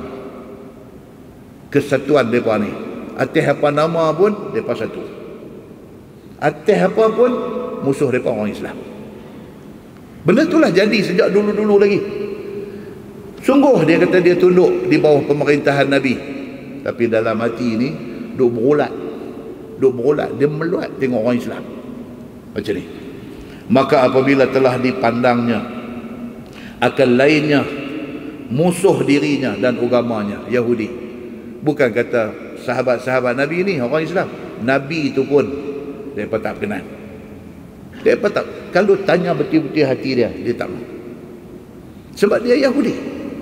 Begitu. Tidaklah ia mau kalah, bahkan mau mencari ia akan jalan kemenangannya dengan apa jalan yang ada kepadanya. Dia ke mana pun dia akan kata tanah tu dia punya, ke mana pun macam tu. Maka apabila didengar oleh Nabi SAW akan suruh sumpah itu, maka dia terus berkata, faqultu ya Rasulullah, Ash'as ni, faqultu ya Rasulullah, idzan yahlifu fayadhhabu mali. Dia terus kata dekat Nabi. Oi, dia kata kalau macam tu, dia kata kalau tuan suruh dia sumpah, dia tentu sumpah punya. Aku kenal dia ni, dia kata. Dan kalau macam tu, habislah harta saya. Ash'as kata dekat Nabi. Dia kata takkan nak selesai macam ni aku. Suruh dia sumpah, harta tu dapat ke dia. Wah, habislah saya macam tu. Dia tak berhati dengan keputusan Nabi. Dengan sebab kuat dakwanya itu. Jikalau dipakai sumpahnya itu, sedangkan hamba tidak ada saksi. Saya ni tak ada saksi. Kalau semata-mata dengan sumpah dia dapat, tanah ni habislah saya. Dia kata begitu. Padahalnya sumpah itu ialah sumpah bohong. Dia kata, ya Rasulullah, saya abang betul-betul, dia ni pembohong. Dia kata. Pak tuan-tuan, nak kemukakan saksi tak boleh, nak bagi bukti tak boleh, duk abang kata kau tu bohong ya. Api masuk mahkamah macam ni jalan. Kerana ia orang Yahudi, tiada apa suatu yang ditakutnya, sedangkan firman Tuhan pun dia tak percaya. Dia kata, nama pun kapiak. Dia kata, apa dia nak percaya dengan benda ni semua? Kan susah dengan ni. Satu kawan duduk di Langkawi, jiran sebelah orang Denmark, duduk seorang. Dia bini apa tak ada, dia duduk seorang, berjiran dengan kawan kita ni. Nak buat parti di rumah dia. Dia buat parti, siap dengan wine semua nak tunggang lah. Dia main jemput kawan ni pergi. Kau ni abang dekat dia. Dia kata, I cannot join your party because I'm a Muslim. Dan mak ni kata dekat dia, what's wrong with you Muslim? What's wrong? No, we are Muslim. This one forbidden. Wine, Muslim are not allowed untuk minum wine. Dia kata, berapa banyak aku duk tengok orang Islam duk minum, tak ada apa hal. Dia pergi kata begitu. Sahabat ni pula, dia ni pula pergi duk abang pula. Dia kata, no, kita orang Islam duk baca pula kat Denmark ni, innamal khamru wal maisiru wal ansar. Pi, saya kata kat dia. Nama dia pun Denmark. Hampir duk baca innamal khamru wal maisiru apa kat dia. Ya. Dia kata, saya nak terang macam mana tu yang telefon ustaz tu, nak abang macam mana kat dia. Tak payah abang apa, tak payah pergi lah, kata.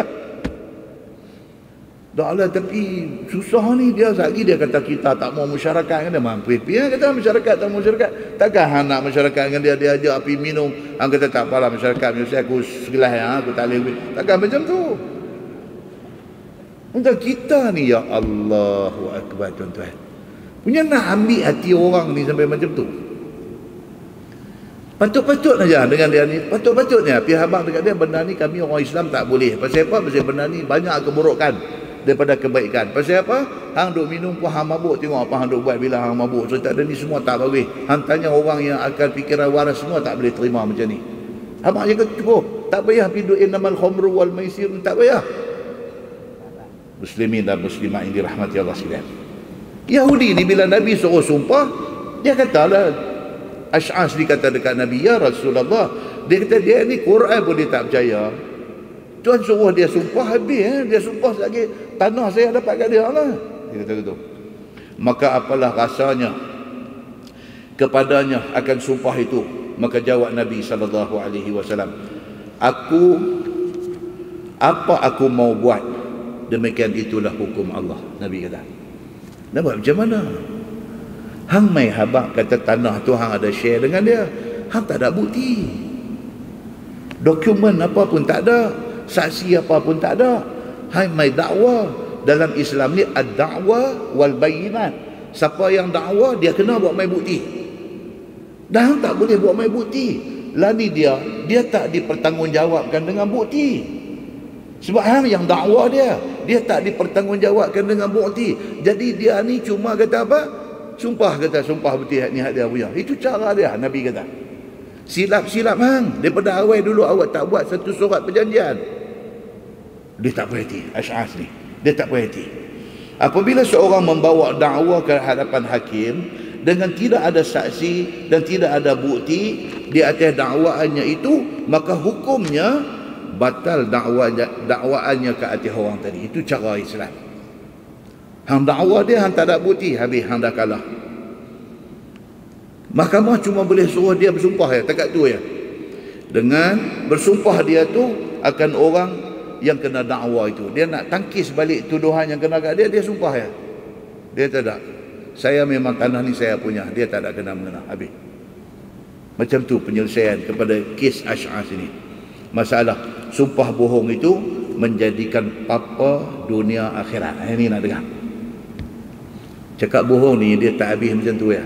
Cerita dia panjang. Bukan atas dunia ya, akhirat esok pun dia akan jadi miskin papa kedana. Apa dia? Kata Ash'as, bila habis guaman kami dengan Yahudi itu di depan Nabi SAW,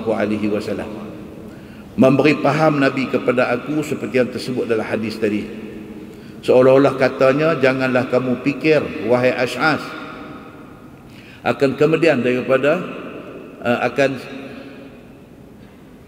akan senang menanggung sumpah itu.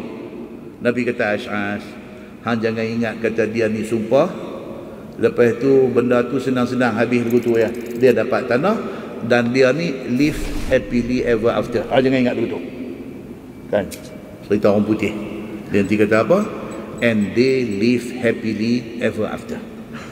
Lepas daripada dia sumpah kata tanah ni dia punya, dia hidup bahagia. Nabi kata, hang jangan ingat begitu. Jangan kamu tidak tahu, ialah yang menjadi papa dunia dan papa akhirat. Kemudian turun firman Allah, yaitu firman Allah Subhanahu wa taala, fa anzalallah innal ladzina yashtaruna bi ahdillahi wa aymanihim samanan qalila ila akhir ayat. Maka diturunkan oleh Allah akan ayat Quran dan dibacakan oleh Nabi sallallahu alaihi wasallam akan jadi saksi bagi sabda yang di atas tadi. Kira-kira maknanya begini, bahawasanya orang yang tukar mereka akan janji mereka dengan Allah.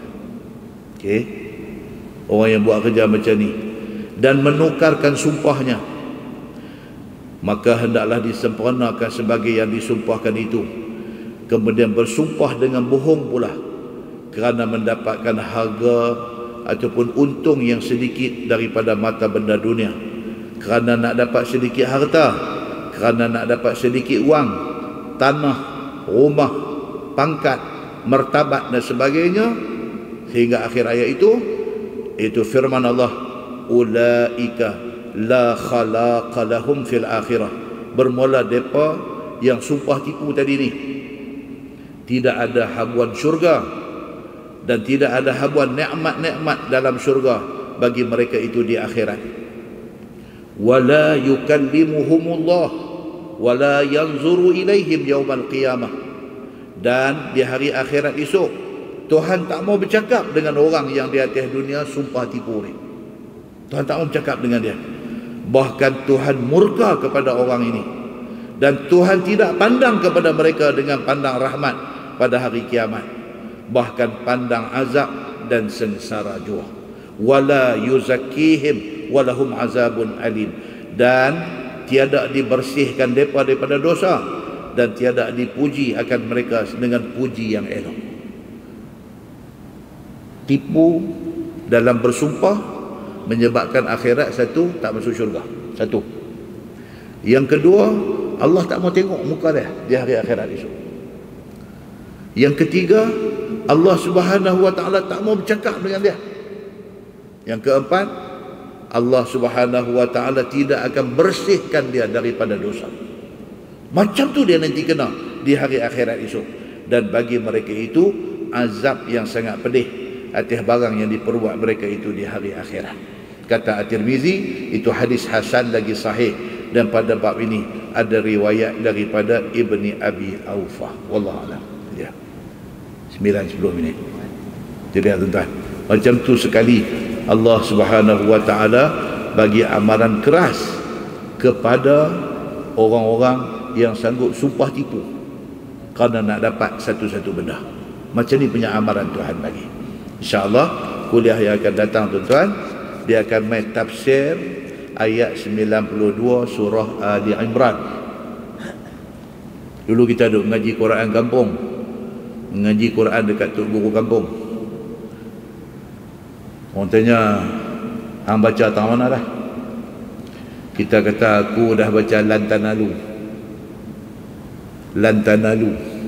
Bisa dengar orang sebut itu? Baca apa dah? Aku baru telka. Kan? Orang Melayu cakap Arab jadi begitu lah. Ini dah naik lantana lu. Aku baru telka. Kan? Kau nampak anjing ligan, baca alam tarokai fa fa'ala rabb. Berhenti tentu ya. Anjing ligan, alam tarokai fa fa'ala rabb. Rabb, anjing tak boleh nak salak, tak boleh nak gigit. Kalau terlajak, Rabb buka, dia main faham kita. Kampung punya ajak macam tu. Ya. Tu kata, baca apa hang kata kalau tak mau bagi anjing gigit, baca alam tarokai, dia kata. Tu ayat tu tak habis. Alam tara kaifa, itu bahasa Arab. Alam tara, satu perkataan, alam tara kaifa fa'ala. Tapi Melayu dia pergi potong tengah jalan. Macam kalau kita cakap kod Melayu, kata ni tak kira lepas kuliah masjid nak pergi mana? Saya nak pergi Kepala Bar. Begitu ya? Tak kacau. Saya nak pergi pekan Kepala Bar. Kepala Bar. Kepala Batas tu, dia pergi berhenti tang Kepala Bar. Macam tu lah kata alam tarokai. Kai tu tak ada perkataan. Kaifa perkataan dia. Alam tara kaif. Alam tara kaifa. Kan? Ni ayat yang akan datang ni, lan tanalul birra. Lan tanalul birra. Kita kata, saya dah baca juih lam tanalu. Lam tanalu boleh kata. Juih tilka. Okey? Baik.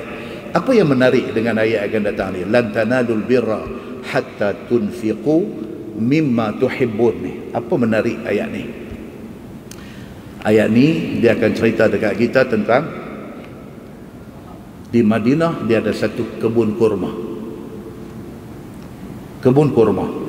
Kalau tuan-tuan pergi Madinah, pergi Mekah, Madinah buat haji, buat umrah, masa duduk di Madinah tu, jemaah Malaysia banyak duduk sebelah sinilah, sebelah Hotel Oberoi, Dar Taibah, apa tu daripada sini, daripada sana kira kiblat masjid belah ni, kita main daripada sana, main masuk pintu masuk masjid. Daripada sana no hotel-hotel sana tu nak mai ke pintu masjid tu, dataran marmar tu, di situlah dulu ada satu kebun kurma, dia panggil kebun kurma Bayruha, ataupun dalam setengah riwayat dia kata Bi'ruha. Dia ada dua nama, Bayruha ataupun Bi'ru makna dia telaga. Bi'ruha, dalam kebun kurma tu ada satu bi'ru, ada satu telaga. Telaga ni ayat dia cukup dah di Madinah pada masa Nabi sallallahu alaihi wasallam. Sampai Nabi ni dia tiap-tiap kali ada ruang masa, Nabi akan pergi di telaga tu. Dan kebun kurma dan telaga tu kepunyaan satu orang yang bernama Abu Talha. Ni ayat ni lan tanalul birra ni kita akan baca ni cerita Abu Talha ni.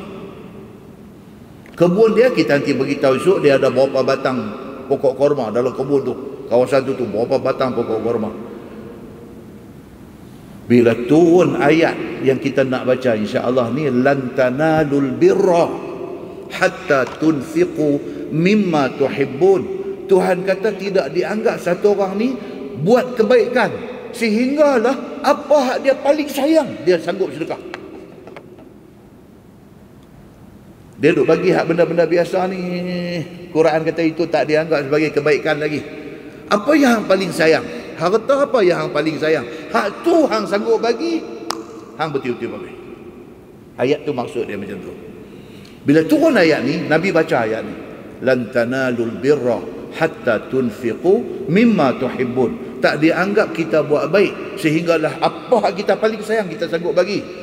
Abu Talhah dengar ayat ni, dia bangkit, dia pergi dekat Nabi, dia kata, ya Rasulullah, tak ada benda yang saya paling sayang dalam dunia ni melainkan kebun ni lah, kebun kurma ni. Hak tu hak dekat dataran Nabi masjid tu, dalam tu ada telaga, hak Nabi cukup suka. Inilah harta saya yang paling saya sayang. Dia kata, ya Rasulullah, saya infak kerana Allah. Tuan-tuan, yang kata sahabat Nabi punya power ni. Dia terus pergi, tak ada fikir dua kali, tak ada balik nak bincang dengan anak bini apa, tak ada. Satu ayat tu ayat kita nak baca insya-Allah ni. Lan tanalul birra hatta tunfiqu mimma tuhibbun. Tidak dianggap hang buat kebaikan sehinggalah hang sanggup bagi hak benda hang paling sayang. Dia dengar dengan ayat tu, dia kena short current. Dia kena short current. Dia terus kena voltage tinggi. Dia pergi jumpa Nabi. Dia kata, ya Rasulullah, saya nak kebaikan yang ayat ni sebut. Saya tak ada harta yang paling saya sayang, melainkan ni, kebun ni. Aku bagi ni kerana Allah. Allahu Akbar, tuan-tuan. InsyaAllah kita akan bagi tahu berapa batang kurma ada dalam kebun tu. Kalau takat ada 12 batang, bagi tak apa, tuan-tuan. Berapa batang tu kita nanti abang. Oh, tuan-tuan, jangan mimpi kata kita ni dah cukup baik. Kalau nak banding dengan sahabat Nabi, siapalah Abu Talhah ni? Kita pun tak pernah tahu cerita dia. Yang kita tahu Abu Bakar As-Siddiq, yang kita tahu Umar bin Al-Khattab, yang kita tahu Sayyidina Osman bin Affan. Bulan depan juga kita akan sentuh insya-Allah. Betul tak? Orang duk kata harta wakaf Sayyidina Osman sampai hari ni duk ada lagi di Madinah. Betul tak? Itu kita nanti tengok insya-Allah. Lepas kata tu, di antara deretan hotel yang ada sederet dengan Oberoi apa semua tu, ada di antaranya kepunyaan Sayyidina Osman. Sampai hari ni kononnya akaun bank Sayyidina Osman masih ada di dalam bank di Saudi. Betul kah? Kita nanti tengok insya-Allah. Kita akan tengok fakta dia betul macam mana. Tuan-tuan, tu ayat Quran yang kita duk khatam bulan puasa itu, yang tarawih madu buat di rumah tu ni. Ayat ni cerita macam-macam ada di dalam ayat ni. Muslimin dan muslimat yang dirahmati Allah sekalian. Dan kita nak tahu yang kata Abu Talhah tuan punya kebun kurma tu, adakah dia ni Abu Talhah yang menjadi pak tiri kepada Anas bin Malik, ataupun dia Abu Talhah lain? Pak tiri Anas bin Malik juga nama Abu Talhah, adakah dia ataupun Abu Talhah lain? InsyaAllah kita akan tengok.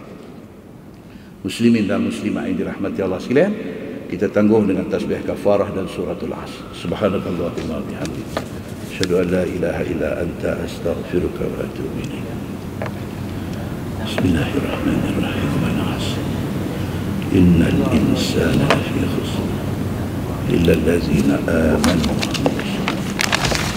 tawassaw bil haqqi.